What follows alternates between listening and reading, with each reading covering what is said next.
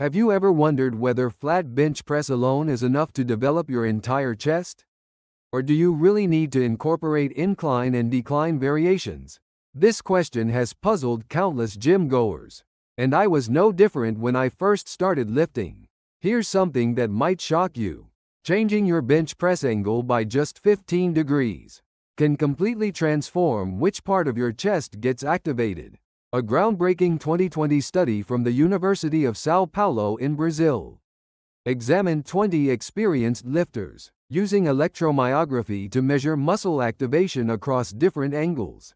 The results were absolutely fascinating and will change how you approach chest training forever. Let me start with the basics. Your chest muscle, the pectoralis major, isn't just one big muscle. Anatomically, it consists of three distinct regions: the clavicular head upper chest, the sternal head middle chest, and the costal head lower chest. Each region responds differently to various angles, which is exactly why angle variation matters so much. The flat bench press, performed at 0 degrees, primarily targets the middle portion of your chest. In that Brazilian study, the middle chest showed 100% activation during flat bench press, serving as the baseline measurement. This makes flat bench the foundation of chest development, providing overall mass and thickness.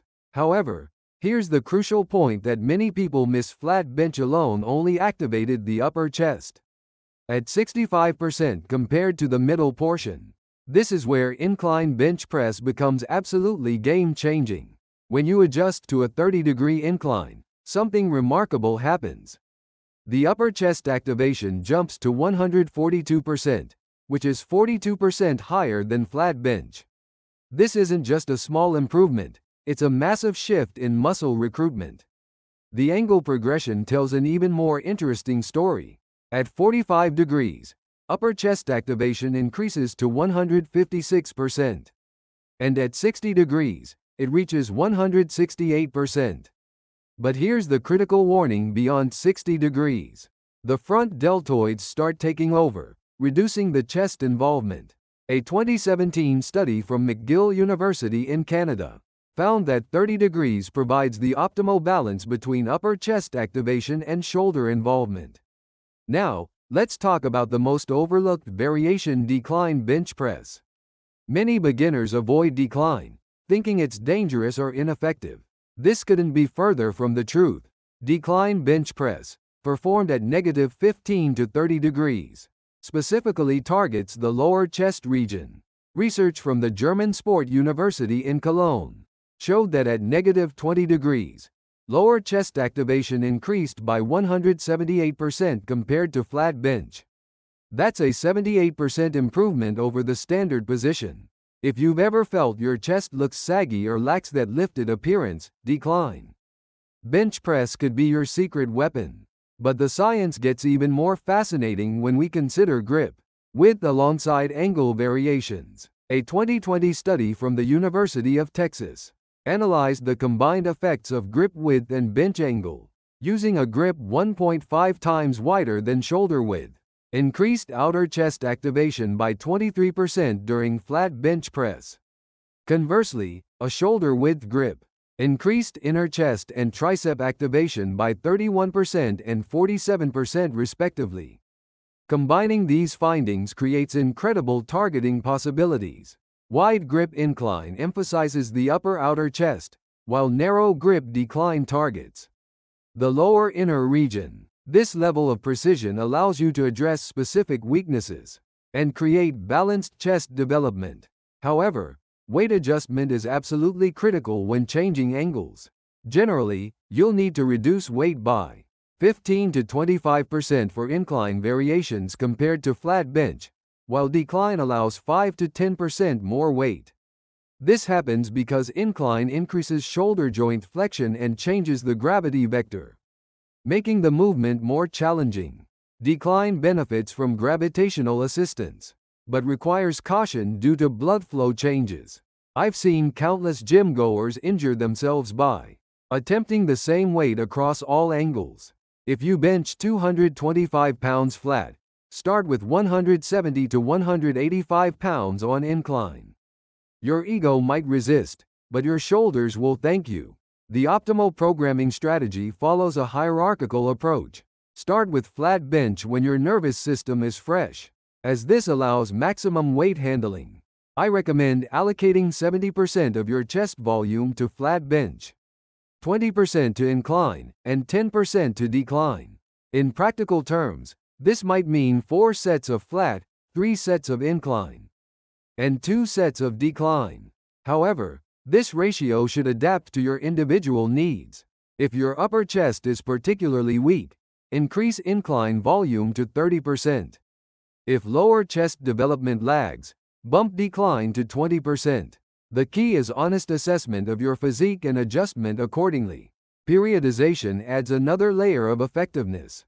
Consider 4-week cycles where week 1 emphasizes flat bench, week 2 focuses on incline, week 3 prioritizes decline, and week 4 balances all angles equally. This prevents adaptation and promotes continuous growth. The choice between barbells and dumbbells also impacts results significantly. A 2018 study from the University of Gothenburg in Sweden found that dumbbell bench press increased chest activation by 17% compared to barbells, particularly at the stretched position.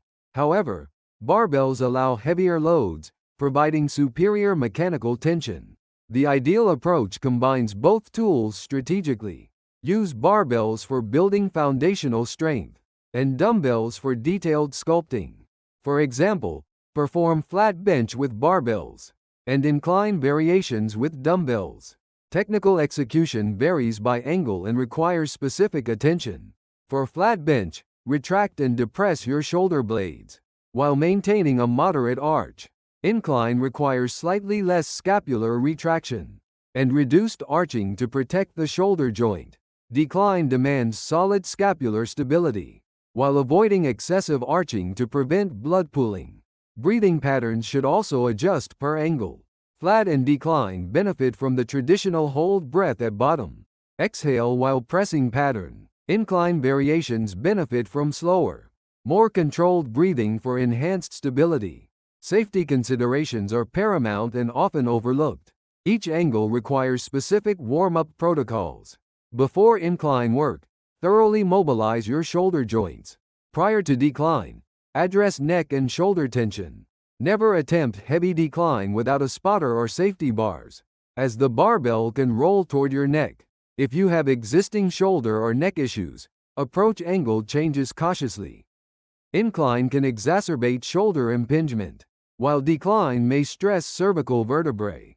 Listen to your body and adjust accordingly. Individual variation is crucial to acknowledge.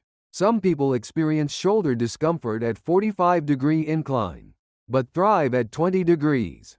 Others feel dizzy during decline. These responses are normal and shouldn't be pushed through. Programming recommendations vary by experience level. Beginners should master flat bench for 3 months before adding incline. Then introduce decline after 6 months. Intermediate lifters can rotate angles across sessions. Advanced trainees benefit from specialization phases, focusing on specific angles for 4-week blocks. The research consistently shows that angle variation isn't just exercise variety. It's strategic muscle targeting based on anatomical reality. Each angle serves a specific purpose in creating complete chest development. Understanding these principles transforms your chest. Training from random exercise selection to scientific muscle building. Master the flat bench foundation. Enhance your upper chest with strategic incline work, and complete your development with targeted decline training. Your chest development journey doesn't have to be guesswork. Apply these evidence-based principles consistently, respect the safety guidelines, and you'll build the complete, balanced chest you've always wanted.